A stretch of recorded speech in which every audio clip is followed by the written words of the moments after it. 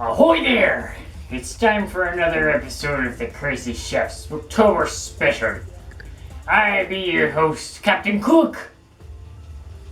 If you're looking for the other guy, he's off chasing Peter Pan. Today I will show you how to prepare a Halloween feast to fill your little scallywags. First, I'll be making mummified meatloaf. Wait, no, that's not correct. It's Mummy Meatloaf. We'll also be having ribcage fries and bony biscuits. Let's cook! Today's ingredients are ground beef, green bell peppers, red peppers, onions, sliced mozzarella cheese, large black olives, tomato ketchup, specifically we'll be using Heinz today, and broken up saltine crackers. What you want to do is you now want to add all of your ingredients. We start out with our onions. We cut up approximately a quarter of the onion. We add in half of the red bell and green bell peppers.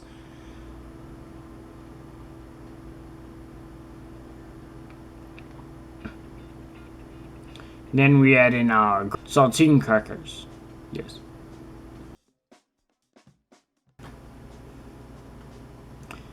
Then we add in tomato ketchup.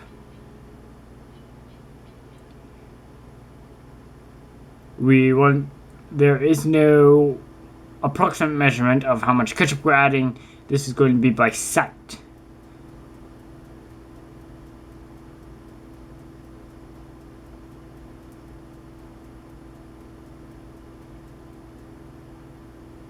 Then we're going to add, in this one we added 1 egg. Now we will advise you probably, most likely, will want to add 2 eggs. The reason is because when we were finished cooking the meatloaf, we realized that because we did not have 2 eggs, our meatloaf fell apart. So I would advise you to add 2 eggs instead of 1. Now we take our hands and we start mixing. We mix all of the ingredients together in the bowl, flipping it with our hands. This allows it to mix properly. Now I am not doing this part right now. This is actually the Crazy Chef, because it will be easier to mix with 2 hands instead of a hand and a spatula. Now we want to start flipping the meat on the bottom to the top. We're going to make 4 balls of meat out of our mixture, because not only are we making 1 mummy meatloaf, we're making 4 small skull shaped meatloafs. Once you're done making it, you'll press your meatloaf mixture into the skull pans. I have sprayed this with non-stick cooking spray to make sure it doesn't stick to the inside of the shapes. Alright, it's Crazy Chef here. I'm gonna do the rest of the voiceovering. So we're gonna add the rest of the meat that we had, and we're going to shift it into a guy. Obviously, this is a mummy meatloaf, so that's what we're going to do. So make sure to get all of the mixture, all the the peppers, the onions, all that, along with the meat, out of that, and you just start forming it. We're going to preheat our oven to 350 degrees. Once that's done, you will stick the meatloaf in the oven and bake for approximately 20 minutes for the skulls and 30 minutes for the regular mummy. So you can go with 3 shapes on this. We have a hand, a skull, and a bone. The second time we did this, it didn't come out very good. The second time is the ones I'm doing right now. So, you know, if they don't have to be perfect. I mean, just if they don't come out perfect, don't bother. I mean, mine didn't come out exactly perfect. One example is right here. I accidentally cut 6 fingers on the hand instead of 5. Alternatively, you can use pizza dough. We got biscuits instead. Like for the bones, it would be a little easier to use pizza dough, so you could easily tie the bones, the end of the bones. So that's another thing you could get. Okay, now it's time for our ribcage fries. So basically, we just got waffle fries, and we're just calling them ribcage fries. Now, obviously, I've already told you our oven is preheated to 350 degrees. And we're going to stick it in.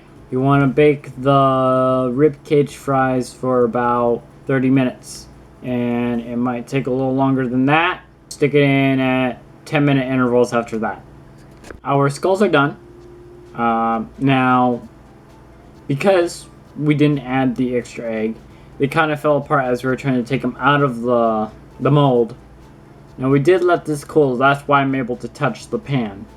So we let it cool for about 5-10 minutes. That way I could actually touch it while trying to get it out. So yeah, definitely make sure you use 2 eggs. Okay, so now that we've had them baked, we're going to add the mozzarella cheese. We've cut these up into strips to make them look like bandages on the mummy. After that, you're going to stick it back in the oven for about 5 to 7 minutes, just so the cheese will melt. Okay, so now our Mummy Meatloaf is finally done with its first part of the baking. And just like the skulls, we're going to put the cheese on there, all stripped up. And then we're going to stick it back in the oven, same temperature, 5 to 7 minutes to melt the cheese.